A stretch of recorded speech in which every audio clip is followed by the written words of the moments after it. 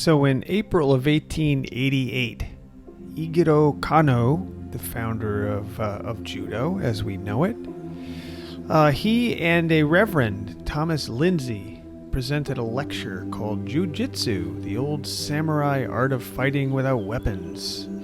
They presented that to the Asiatic Society of Japan, and it took place at the British Embassy in Tokyo.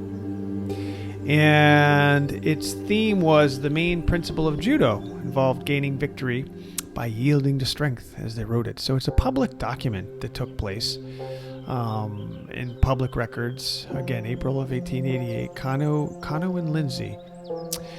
But he, at that time, I'm trying to come up with some stuff that talks more about the mental and spiritual aspects of judo, because that's something that struck me very well as a young person when I was in judo for many years.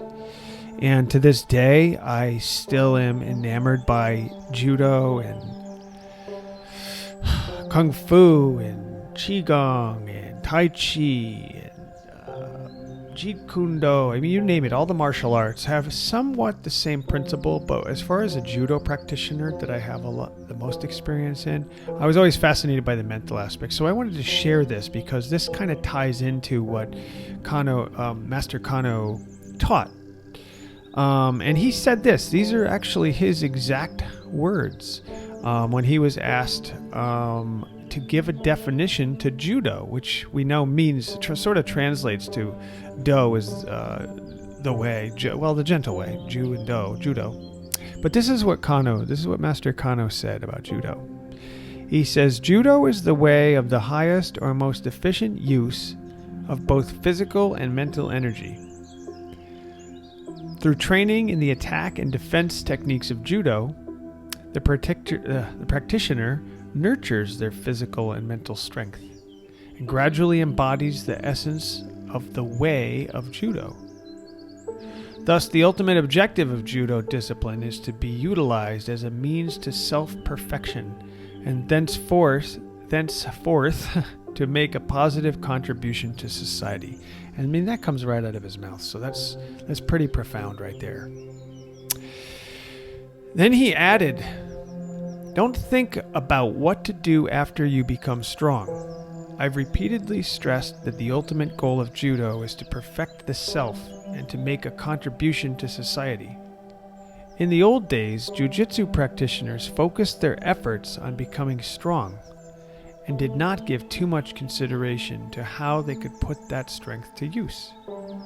Similarly, judo practitioners of today do not make sufficient efforts to understand the ultimate objective of judo. Too much emphasis is placed on the process rather than the objective, and many only desire to become strong, be able to defeat their opponents. Of course, I'm not negating the importance of wanting to become strong or skilled. However, it must be remembered that this is just part of the process for a greater objective. The worth of all people is dependent on how they spend their life making contributions. So that's pretty cool. I really love that. It's some of I think my favorite writings of his. I mean, he goes on talking about other stuff too, but that's pretty much the essence in my mind of the essence of judo. I mean, there's a tremendous amount of work he put into jiu-jitsu training and many different masters that he trained with to become physically disciplined like he was. But he spent a lot of years studying the science of movement. He was trying to fight this one large guy. I think his name was Makamoto. I can't remember his name. I guess I won't even use the name, but there's this really big guy that he was really frustrated he couldn't beat. And he actually got these dolls and started positioning them in certain ways to try to figure out a way to beat this big guy. He studied science books and anatomy books to try to figure out the best way that he could get this guy. And he did. He eventually did. He found out. He studied the science of it. But again, he was a gentleman afterwards. It wasn't like he slams him down and raises his hands up and starts screaming in victory. He became friends with pretty much everybody he knew as well.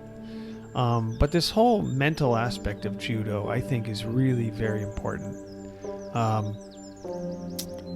It's something that was foundational that I think a lot of teachers still teach that today, but a lot of them don't. And I think if you're studying any martial art, be it even MMA, if you want to consider that, a martial art, which it is really, but any type of martial art, it's the mental aspect that really, really is important. It's sort of like, think about it this way. If your intention and your mindset and your spirit and your energy from deep inside is that of how you can make contributions to society, about how to be a better person, and about how to be the best person you can be, and then develop that into your physical training, it's going to be a different outcome than that of just pure power and victory. I just personally think that that's the most important part of judo, and I encourage you to just study that. Look it up. There's many, many books. Some I've read, many I have not. But look up the scientific aspect of judo, or Jigoro, that's with a J, Jigoro Kano, or Master Kano's teachings of the mental aspect of judo. And I think you're going to find that there's some very profound information out there that he taught.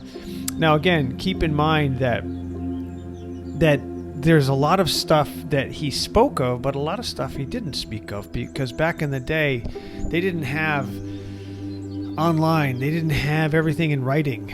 They had occasional scripts and things that were very, very scrolls, they called them. They were very, very private and personal within families, but that was rare. It was rare. A lot of what was taught was just by spending time with the masters, the teachers, and the students, and so forth and so on. So a lot of it wasn't taught. But this mental aspect of Master Kano definitely was something that was put across. Let me share a little bit more about what he said. Let's see. He says, Master Kano says, the purpose of my talk, this is going back to the April 1988 talk that he did in the British Embassy in Tokyo. He says, the purpose of my talk is to treat of judo as a culture, physical, mental, and moral. But as it is based on the art of attack and defense, I shall first explain what this judo of the contest is. A main feature of the art is the application of the principles of non-resistance and taking advantage of the opponent's loss of equilibrium. Hence the name Jiu-Jitsu, literally soft or gentle art, or Judo, doctrine of softness and gentleness. Again, Judo meaning the gentle way. Really, you can translate that. He goes on, of the principle of the maximum efficiency in use of mind and body. On this principle, the whole fabric of the art and science of judo is constructed. Judo is taught under two methods, one called Randori and the other kata, or kata. Randori, which translates to free exercise, is practiced under conditions of actual contest. It includes throwing, choking, holding down, and bending or twisting the opponent's arms or legs. The combatants may use whatever tricks they like, providing they do not hurt each other and obey the general rules of judo etiquette. Man, these are some really key words here, okay? Look at the word etiquette after judo. Judo etiquette. The combatants may use whatever tricks they like, provided they do not hurt each other and obey the general rules of judo etiquette. So I'm going to take a side note here. Actually, I'll come back to this. He goes on. Kata, which literally means form, okay, we all know that, katas are forms, is a formal system of prearranged exercises including, besides the aforementioned actions, hitting and kicking and use of weapons according to rules under which each combatant knows beforehand exactly what his opponent is going to do. The use of weapons and hitting and kicking is taught in kata and not in Randori, because if these practices were resorted to in Randori, injury might well arise. As to the moral phase of judo, not to speak of the discipline of the exercise room involving the observance of the regular rules of etiquette, courage and perseverance, kindness to and respect for others, impartiality and play or fair play so much emphasized in Western athletic training, judo has special importance in Japan.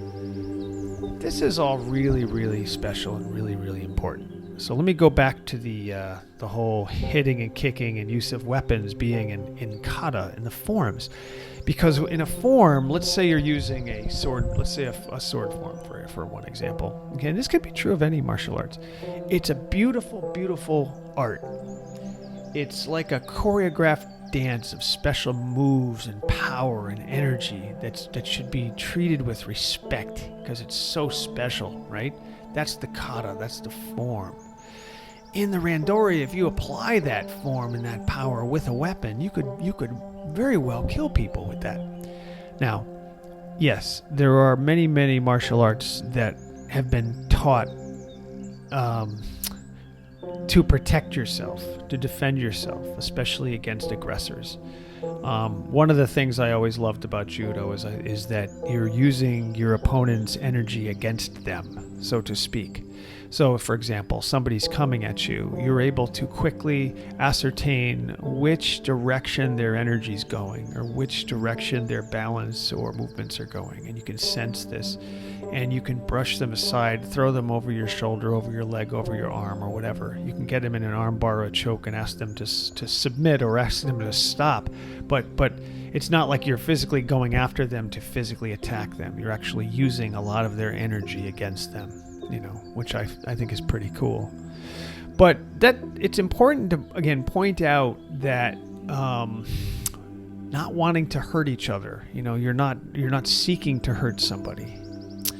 When he says words like judo etiquette, that could be the same with kung fu etiquette or tai chi etiquette or whatever. There are a lot of martial arts that just have this etiquette, and it's respect of power, it's respect of skill that is really, really important. So if you're into the martial arts, if you're into any of this kind of stuff, I challenge you to just think about that deeply spiritual component of the practice, especially with judo practice, and just consider the honor behind it and try to go about it from working with that intention first and let that bubble up through you.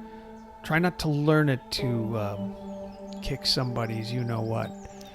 It's a much broader practice, and the longer I practice this, the more I get so amazed at what I find inside spiritually, inside mentally, from an energy perspective.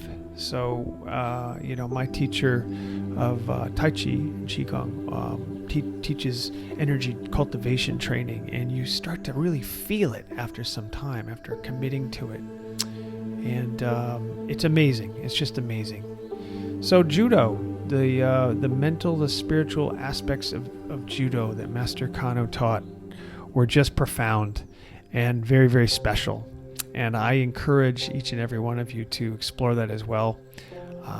Seek out the books, seek out the writings, look it up online. You're going to find a lot of information about it. And I hope you find it to be as moving as it has been for me.